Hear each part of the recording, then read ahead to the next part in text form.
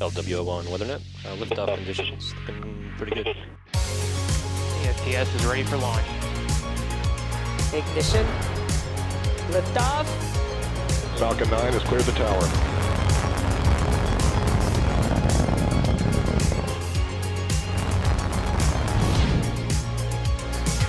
Ten, 9, 8, Side booster ignition. 6, 5, 4, 3, 2, 1.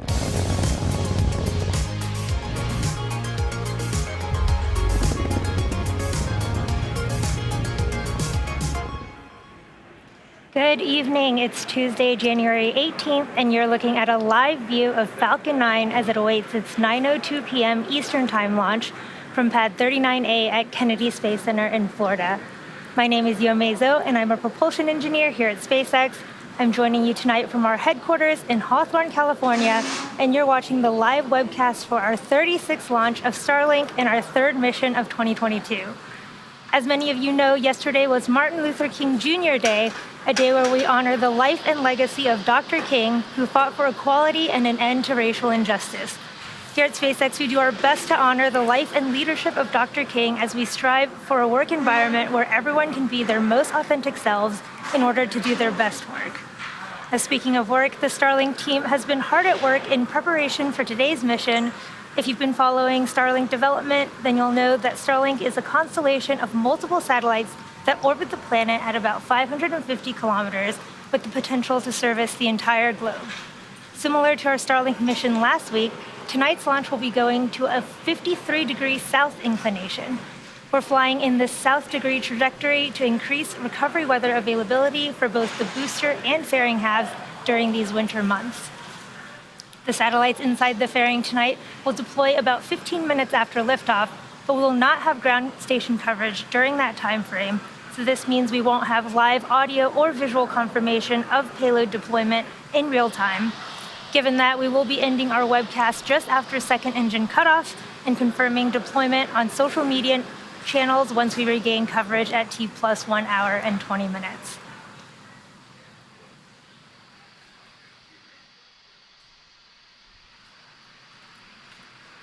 Let's take a closer look at the rocket on your screen. You're looking at a live view of Falcon 9.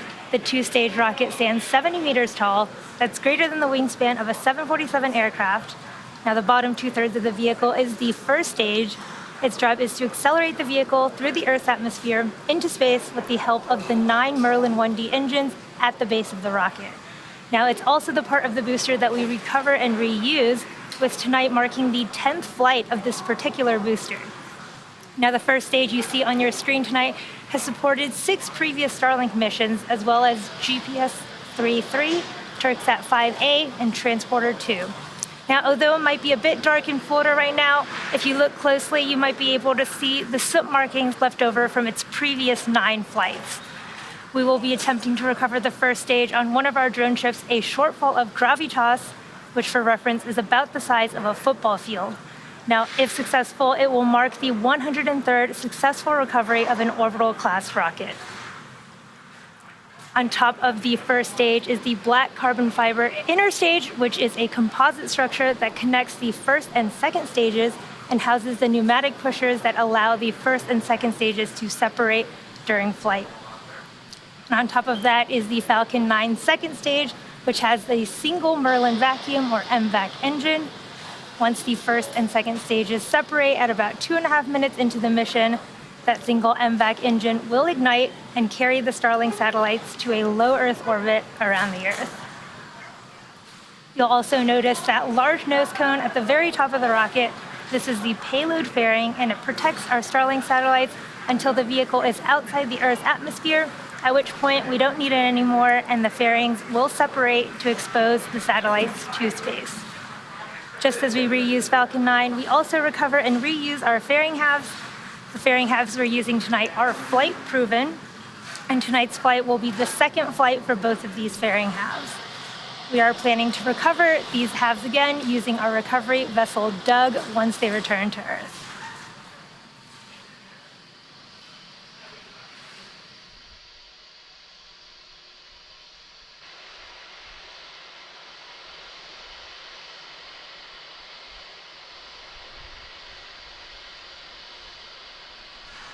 Propellants have been loading on the vehicle since T-minus 35 minutes.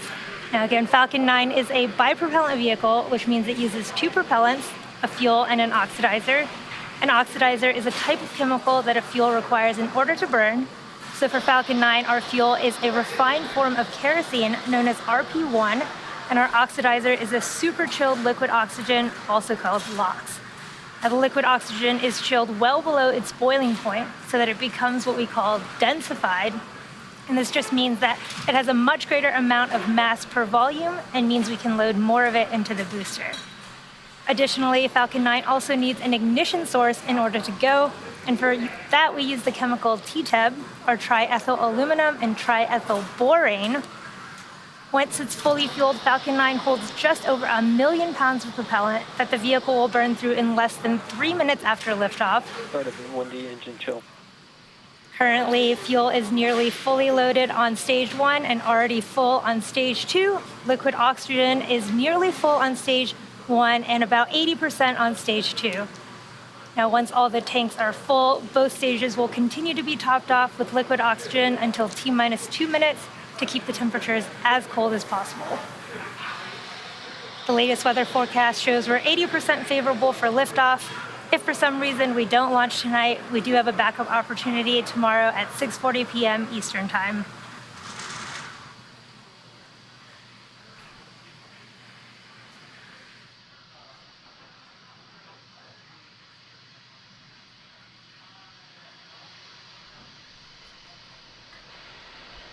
Stage 1 fuel load's complete. In a few minutes, Falcon 9 will lift off, carrying our Starlink satellites to low Earth orbit. Now, in order to get these satellites into space, the rocket has to do more than just go up. It also has to go sideways really, really fast. So at liftoff, gravity is pulling straight down on the rocket. And as we ascend, we tilt the engines, technically called gimbaling, and that turns the rocket horizontally. We're still going up, but now we're also headed horizontally away from the launch pad. This is what we call a gravity turn. The rocket typically needs to go 17,500 miles per hour horizontally in order to avoid being pulled back down to Earth and actually get into orbit. To help demonstrate this concept, imagine firing a cannon from a really high mountain. The cannonball will arc, and then gravity will pull it down to Earth. As you increase the power, the cannonball will arc and land further and further away.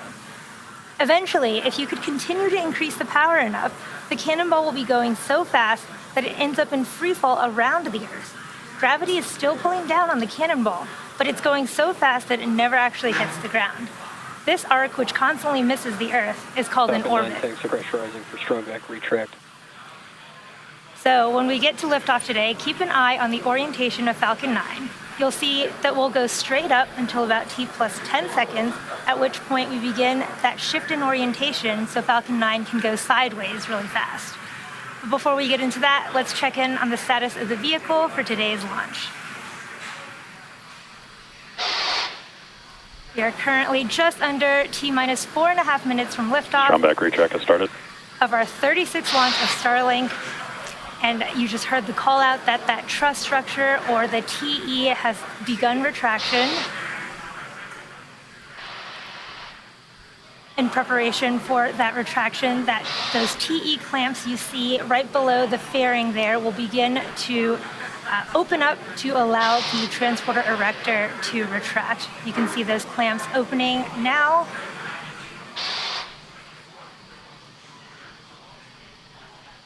So the transporter erector will begin to pull away from the rocket slightly before at T0 the hydraulics will pull the transporter erector even further away from the Falcon 9 as it lifts off. Now again, the TE is the structure that provides liquids, gases, electrical connections to the second stage, as well as air conditioning to the payload fairing and the Starlink satellites. You can see that slow retraction of the transporter erector in progress. At this point in the countdown, both the first and second stages are nearly fully loaded with 1 million pounds of kerosene fuel and liquid oxygen.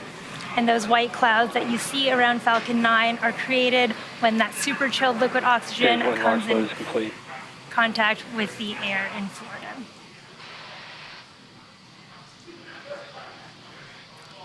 We just had that call out, that first stage.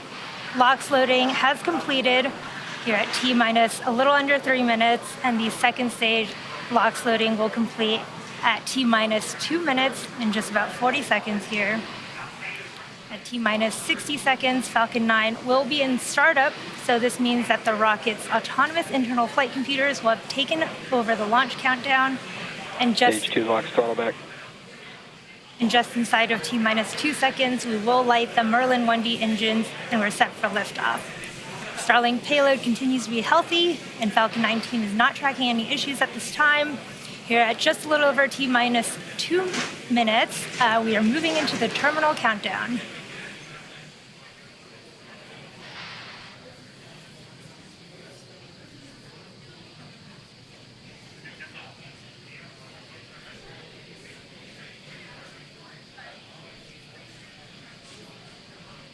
Stage 2 locks loads complete. We've finished the second stage liquid oxygen loading. We are now fully loaded with over 1 million pounds of kerosene fuel and liquid oxygen. We are waiting for T-minus 1 minute when the Falcon's internal flight computers will take over the countdown. And stage 1 and stage 2 will begin pressurizing for launch.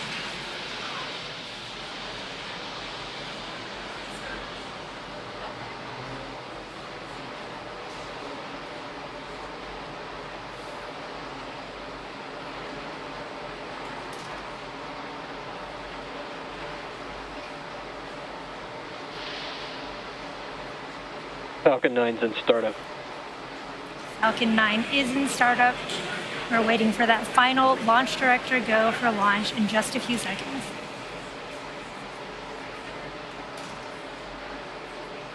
Launch director, go for launch. We have that final go from the launch director. All systems are go. Let's listen in to the terminal count and watch as Falcon 9 takes our 49 Starlink satellites to orbit. T-minus 30 seconds.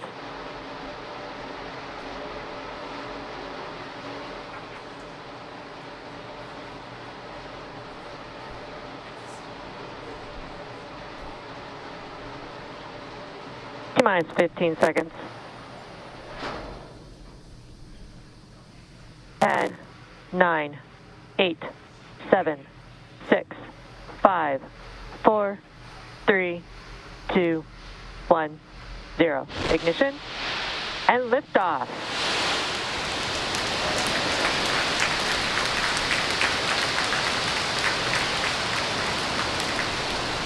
Vehicle is pitching downrange. Stage 1 chamber pressure is nominal.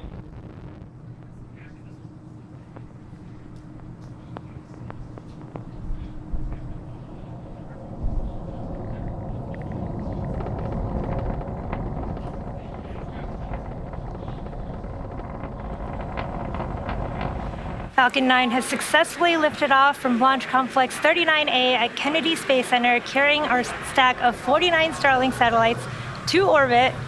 Moments ago, we throttled the engines down Telemetry nominal.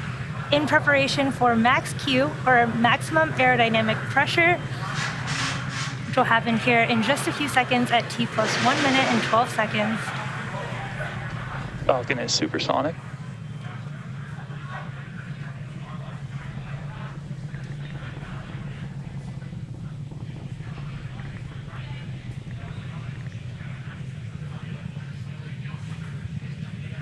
Max Q. We have just passed through max Q, and this is the maximum aerodynamic pressure that the stage sees. Next, we'll have 3 events happening in quick succession. First, we'll have main engine cutoff, followed by stage separation, and then second engine startup 1. Now, first main engine cutoff is where all 9 of those M1D engines on that first stage will shut off to slow the vehicle down in preparation for stage separation. This is where the first engine chill has begun. This is where the first and second stages will separate, with the first stage starting to make its way back to Earth for landing, while the second stage continues on its journey to the third event of second engine startup 1. And this is where that single MVAC engine on the second stage will light up and propel the second stage along with the Starlink satellites to orbit. We're a little under 30 seconds away from these 3 events. You'll want to watch out for fairing deploy, which is going to happen shortly after that. Hopefully we get cool live views from the second stage camera of those fairing halves popping off.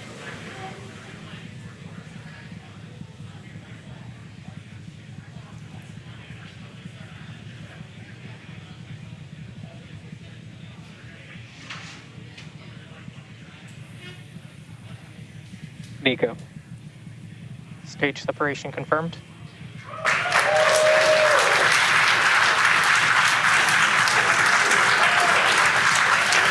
Stage recognition.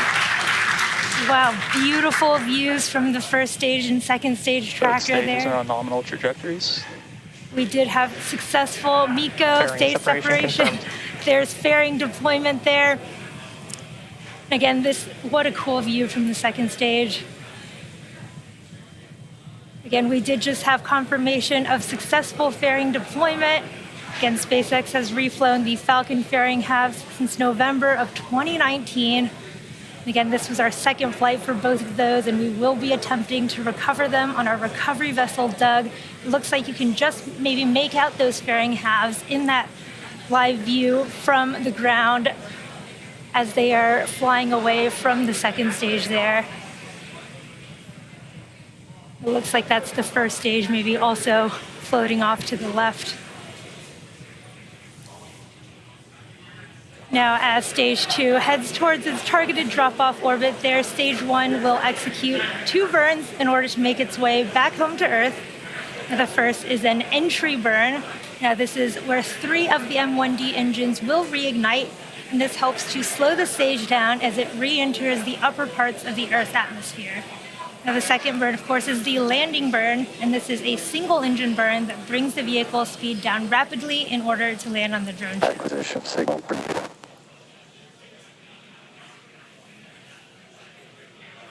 If you're just catching up with us, we had a successful launch of Falcon 9 from Launch Complex 39A at Kennedy Space Center, and you're looking at a live view from Falcon 9's second stage as it is delivering our Starlink payloads to orbit. Stage 1 is currently making its way back to our drone ship, a shortfall of gravitas in the Atlantic Ocean. We had beautiful views from the ground of the first and second stage plumes there just a little while ago.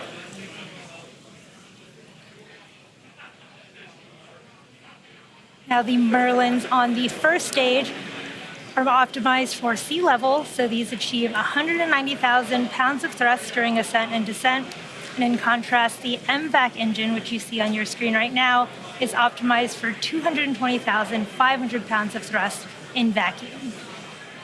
Now, the primary difference between these two engines is just the size of the nozzle.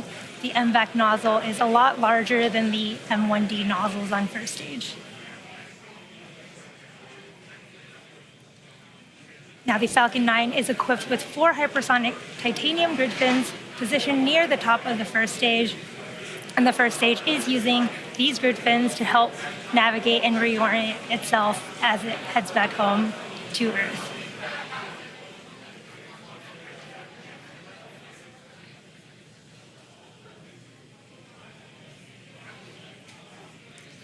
First stage also has an attitude control system, which you can sometimes see puffs of nitrogen gas coming from. And this attitude control system also helps that first stage orient itself as it returns home.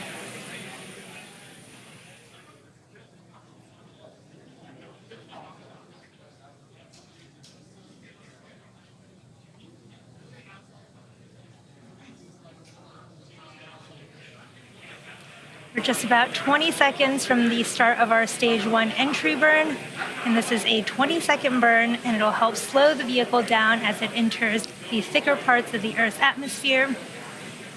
And this is a 3-engine burn, and it is 3 engines in a row on the first stage. Stage 1 FTS is safe.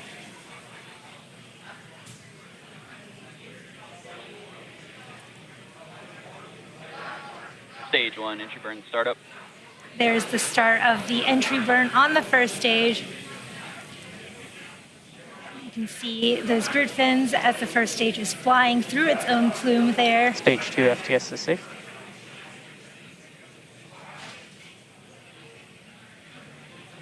Stage 1 entry burn shutdown. We did just have a successful stage 1 entry burn there.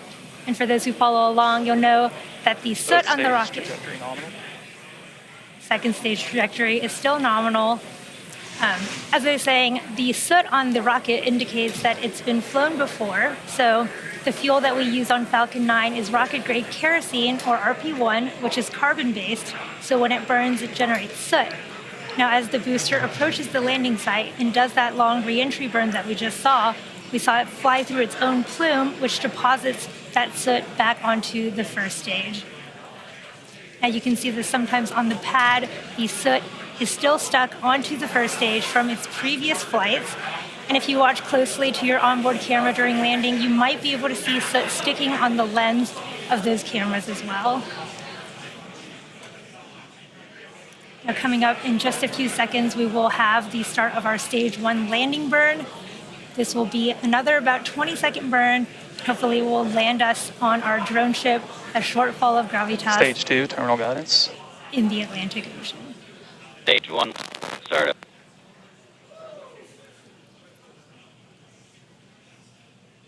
Here's the start of our stage 1 landing burn.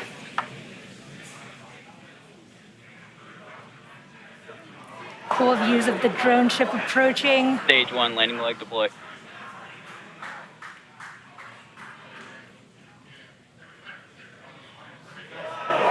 Stage 1, landing confirmed.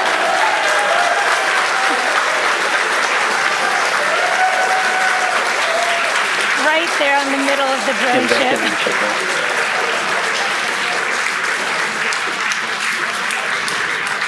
We did just have the 103rd overall successful recovery of our first stage orbital class orbit rocket. insertion. And we just missed it there, but we did have a successful second engine cutoff, and we just got that confirmation of a good orbit from stage 2. Now next up, we'll have one more burn on the second stage that will position the vehicle for payload deployment. Expected loss of signal, Cape. But we are awaiting the deployment of our 49 Starlink Expected loss satellites, of signal, Bermuda. which is scheduled to occur about 6 minutes from now at T plus 15 minutes. However, you may have just heard the call out for expected loss of signal. Again, this means we won't have live audio or visual confirmation of payload deployment due to lack of ground station coverage, but we will acquire signal with our ground station in Kodiak, Alaska at T plus 1 hour and 20 minutes. So for those of you who are interested, we will keep the audio-only countdown nets up on our YouTube channel, and we'll confirm successful payload deployment on our social media channels. But with that, that brings tonight's webcast to a close. Thank you to the Range and Federal Aviation Administration for supporting tonight's mission, to all of our viewers, as well as our Starlink customers. Starlink is live in Slovakia and Slovenia, and that means we are now live in 27 countries and regions around the world. To learn more about Starlink or to find out if service is available in your area, head over to starlink.com. Be good to one another. Thanks for joining us. Have a great evening, and as always, see you next time.